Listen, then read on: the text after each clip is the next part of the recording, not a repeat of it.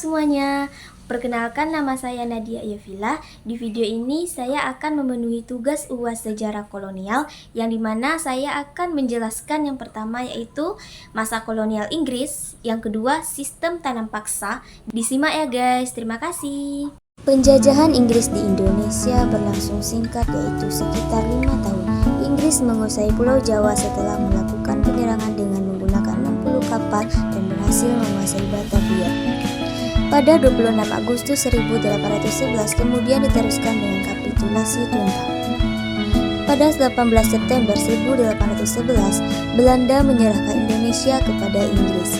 Saat itu yang memimpin Indonesia adalah Stamford Raffles.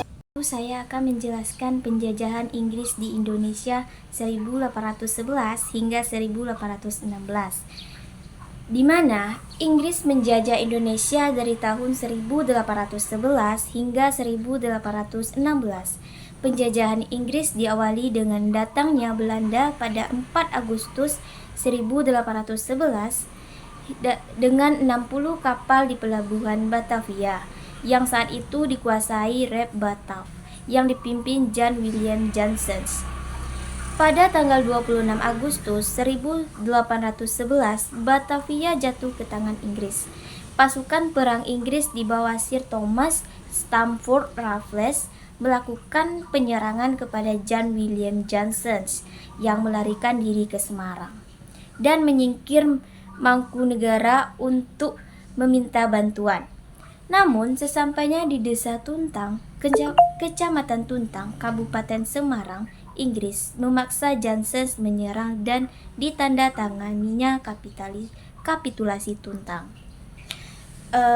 Berakhirnya masa pemerintahan Raffles.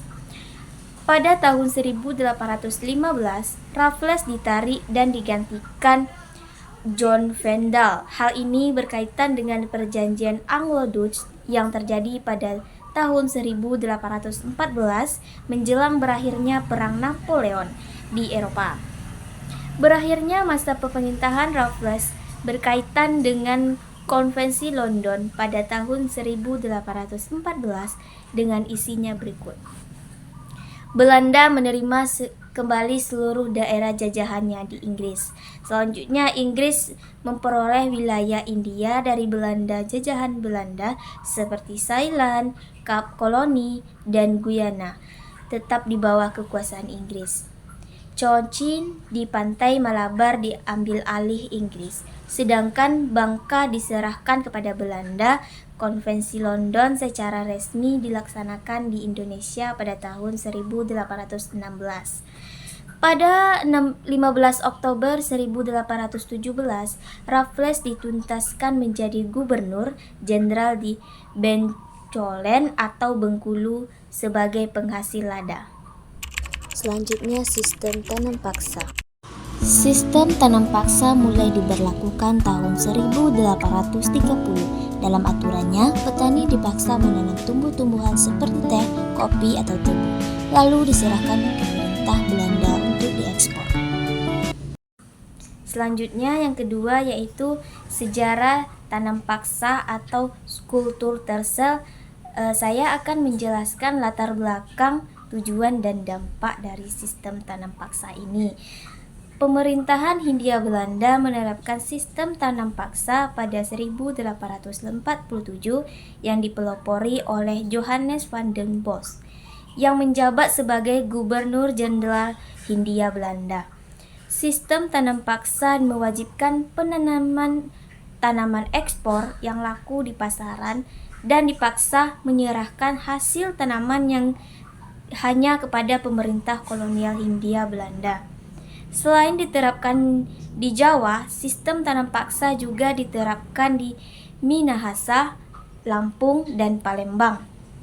Latar belakang dari sistem tanam paksa ini ada beberapa hal yang melatar belakangi kebijakan tanam paksa, di antaranya Belanda mengalami krisis ekonomi pasca kejayaan Napoleon Bonaparte 1803 hingga 1815 di Eropa. Terjadinya Perang Kemerdekaan Belgia yang menyebabkan pemisahan wilayah pada tahun 1830.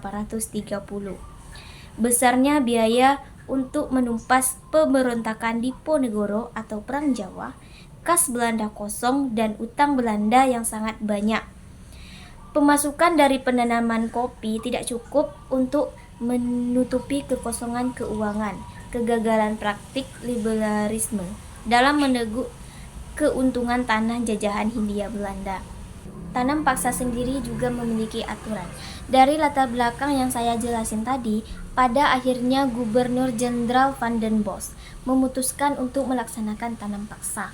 Berikut ketentuan dari tanam paksa yang dilaksanakan Gubernur Jenderal Van den Bosch. Yang pertama yaitu diadakannya persetujuan dengan penduduk agar mereka menyediakan sebagian tanah untuk ditanam tanaman ekspor. Yang kedua, tanah yang disediakan tidak melebihi 1/5 dari tanah yang dimiliki. Yang ketiga yaitu pekerjaan tanaman tidak melebihi pekerjaan untuk menanam padi 3 hingga 4 bulan. Yang keempat, tanaman yang disediakan penduduk bebas dari pajak tanah. Yang kelima, harga tanaman disesuaikan dengan harga dari pemerintah kolonial. Yang keenam, kegagalan panen ditanggung pemerintah.